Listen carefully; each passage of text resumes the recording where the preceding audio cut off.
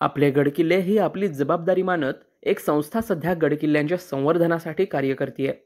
अनेक अनेक किल्ल्यांवर जाऊन तिथे तटबंदी पुन्हा नीट करणे, साफसफाई करून तेथे जनजागृती अभियान राबवणे अशी कामे ही संस्था गेली कित्येक वर्ष करत आहे. कोल्हापूरच्या गडिंग्लज येथून या संस्थेच्या कार्याची बीजे रोवली गेली आहेत. 2008 साली महाराष्ट्रातील अपरिचित दुर्लक्षित गडकोटांच्या संवर्धनासाठी आणि संरक्षणासाठी, त्याचबरोबर तेथे जनजागृती करण्याच्या दृष्टीने दुर्गवीर प्रतिष्ठान ही संस्था स्थापित झाली. संतोष हासूरकर यांनी काही निवडक सहकार्यांना घेऊन या संस्थेची सुरुवात केली. तेव्हापासून आजतागायत या संस्थेमार्फत गडकिल्ल्यांच्या संवर्धनासाठी कार्य सुरूच आहे.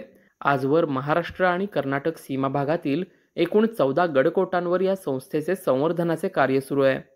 दुर्गवीर प्रतिष्ठान या संस्थेच्या अंतर्गत महाराष्ट्रातील अपरिचित दुर्लक्षित गडकिल्ल्यांचं संवर्धन, संरक्षण व जनजागृती अभियान गेली 15 वर्षे चालू आहे. साधारण 14 गडकोटांवर आजगायत संवर्धनाच्या मोहिमा करत आहे. आणि याचाच भाग म्हणून कोल्हापूर जिल्ह्यातील सामानगड व कलानंदीगड या 2 गडांवरील तटबंदी दुरुस्तीचं काम संस्थेच्या अंतर्गत आता चालू आहे. जे काही चिरे ढासळलेले आहेत त्या चिऱ्यांना पूर्ववत करून तटबंदी सुस्थितीत करण्याचा प्रयत्न हा संस्थेच्या माध्यमातून सुरू आहे. पुरातत्व विभाग, स्थानिक ग्रामपंचायत यांच्या सहकार्याने या कार्याला आम्ही पुढे घेऊन जात आहोत.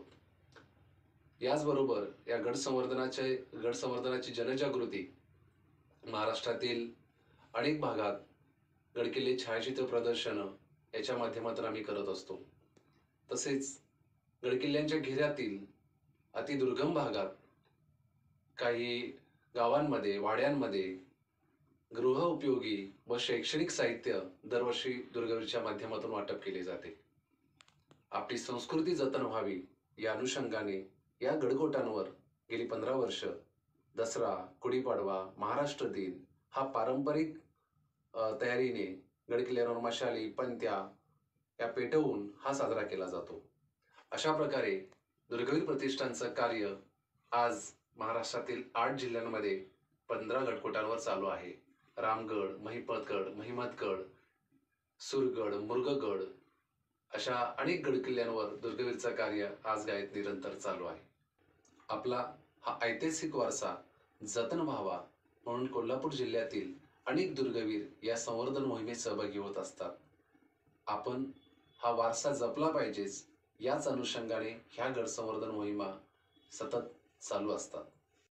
अनेक पुरस्कारांनी आणि सत्कारांच्या माध्यमातून या संस्थेचा विशेष गौरव करण्यात आला आहे. मात्र फक्त अशा संस्थेनेच असे काही कार्य करत राहण्यापेक्षा आपल्या प्रत्येकाच्याच मनात दुर्ग संवर्धनाची भावना निर्माण होणे गरजेचे आहे. साईप्रसाद महेंद्रकर, न्यूज 18 लोकमत, कोल्हापूर.